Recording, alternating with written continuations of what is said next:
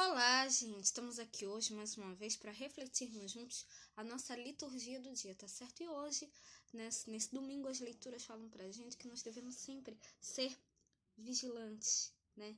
Sempre, ter cuidado, né? Sempre darmos testemunho, né? De Deus, dar testemunho da sua palavra, testemunho do evangelho, né? E que a gente possa sempre cada vez mais estarmos atentos, né? A palavra-chave de hoje das leituras é estarmos atentos, principalmente do evangelho, né? Atentos e vigilantes. Então, a primeira leitura de hoje está em Sabedoria, capítulo 18, versículo 6 a 9. Sabedoria, capítulo 18, versículo 6 a 9. A noite da libertação fora predita a nossos pais para que, sabendo a que juramento tinham dado crédito, se conservassem intrépidos. Ela foi esperada por teu povo, como salvação para os justos e como perdição para os inimigos. Com efeito, aquilo com que puniste nossos adversários serviu também para glorificar-nos, chamando-nos a ti. Os piedosos filhos dos bons ofereceram sacrifícios secretamente e de comum acordo fizeram este pacto divino, que os santos participariam solidariamente dos mesmos bens e dos mesmos perigos, isso enquanto entoavam antecipadamente os cânticos de seus pais. Então, essa primeira leitura mostra pra gente que nós devemos estar conscientes, da brevidade da nossa vida terrena, e que nós procuremos realmente viver confiantes em Deus, sempre, cada vez mais, e que a gente possa, também dar testemunho da palavra de Deus, e que nós possamos, ter um desprendimento, das coisas, dos bens materiais, porque como eu falei na leitura na leitura de um evangelho aí durante essa semana, quando nós formos para a morada eterna, nós não vamos levar nada de bens materiais, Então a gente lembra também, do que Jesus nos disse no Evangelho durante essa semana, da importância de juntar tesouros no céu, que a gente possa sempre, cada vez mais, com boas ações, com boas atitudes, com atitudes de caridade, fraternidade a todos, tá certo? Que a gente possa ser realmente, solidários, com todos, tá certo? E agora, falando da segunda leitura, hoje ela está em Hebreus, capítulo 11, versículo 1 a 2, depois o versículo 8 a 19. Hebreus, capítulo 11, versículo 1 e 2, depois o versículo 8 a 19.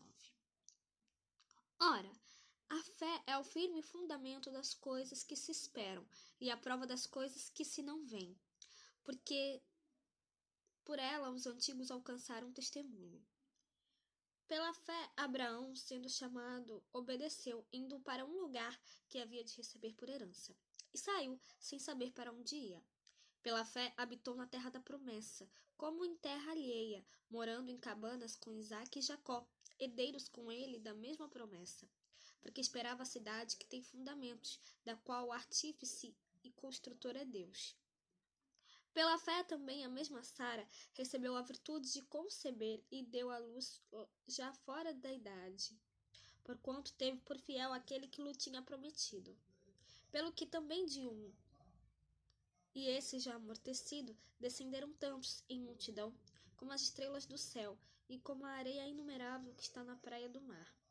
Todos estes morreram na fé, sem terem recebido as promessas, mas vendo-as de longe, crendo-as e abraçando-as, confessaram que eram estrangeiros e peregrinos na terra.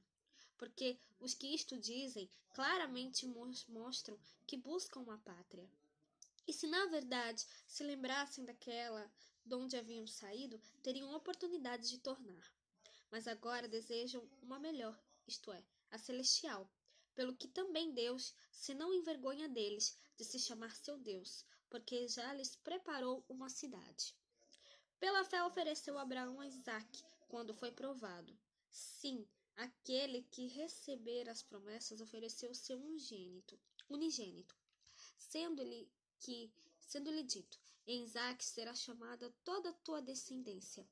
Considerou que Deus era poderoso para até dos mortos o ressuscitar. E daí também em figura ele o recobrou.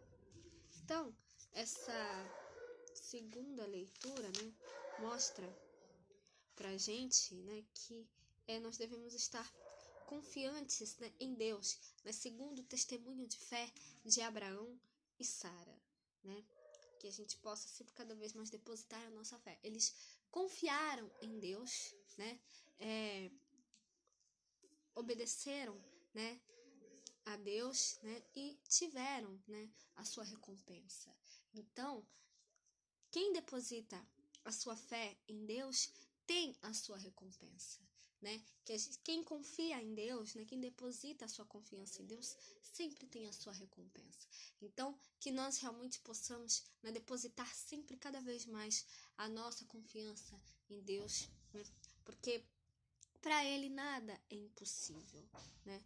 Que a gente possa sempre, né, dar honras e glórias a Deus sempre na nossa vida. Ele sempre está ao nosso lado. Então, que nós realmente possamos confiar, tá certo?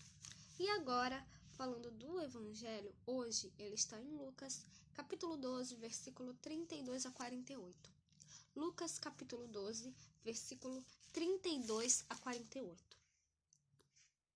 Naquele tempo, disse Jesus a seus discípulos: Não temas, ó pequeno rebanho, porque o vosso Pai agradou dar-vos o reino. Vendei o que tendes e dai esmolas. Fazei para vós bolsas que não se envelheçam, tesouro nos céus que nunca cabe, onde não chega ladrão e a traça não rói. Porque onde estiver o vosso tesouro, ali estará também o vosso coração. Estejam cingidos os vossos lombos e acesas as vossas candeias. E sede vós semelhantes aos homens que esperam o seu Senhor, quando houver de voltar das bodas, para que, quando vier e bater, logo possam abrir-lhe. Bem-aventurados aqueles servos, os quais, quando o Senhor vier, achar vigiando. Em verdade vos digo que se cingirá e os fará sentar à mesa, e chegando-se os servirá. E se vier na segunda vigília, e se vier na terceira vigília, e os achar assim, bem-aventurados são os tais servos. Sabei, porém, isto, que se o pai de família soubesse a que hora havia de vir o ladrão, vigiaria e não deixaria minar a sua casa. Portanto, estai vós também apercebidos, porque virá o Filho do Homem a hora que não imaginas. E disse-lhe Pedro: Senhor, dizes essa parábola a nós ou também a todos? E disse o Senhor: Qual é, pois, o mordomo fiel e prudente, a quem o Senhor pôs sobre os seus servos para lhes dar a tempo a ração? Bem-aventurado aquele servo a quem o Senhor, quando vier, achar fazendo assim. Em verdade vos digo que sobre todos os seus bens o porá. Mas se aquele servo disser em seu coração: O meu senhor tarda em vir, e começar a espancar os criados e criadas, e a comer, e a beber, e a embriagar-se, virá o senhor daquele servo no dia em que o não espera e numa hora em que ele não sabe. E separá-lo-á, e lhe dará a sua parte com os infiéis. E o servo que soube a vontade do seu senhor, e não se aprontou, nem fez conforme a sua vontade, será castigado com muitos açoites. Mas o que não soube e fez coisas dignas de açoites, com poucos açoites será castigado. E qualquer que muito for dado, muito se lhe pedirá, e ao que muito se lhe confiou, muito mais se lhe pedirá. Então, né, diante dessa realidade, né, da nossa vida, né, o que nós devemos fazer? Né? Nós devemos levar cada vez mais a sério o nosso compromisso com Deus. Né? Então, o Evangelho de hoje fala sobre desprendimento, vigilância, né? E fala sobre isso porque nem sempre nos lembramos, né, de que a nossa vida neste mundo é passageira, né? E que dos bens materiais a gente não leva nada. Então, o mais importante, né, é termos a consciência de que somos de origem divina, né? Trazemos em nós a semelhança com Deus. Deus, a nossa imagem e semelhança. Deus nos fez a sua imagem, né? Deus nos fez a sua imagem e semelhança.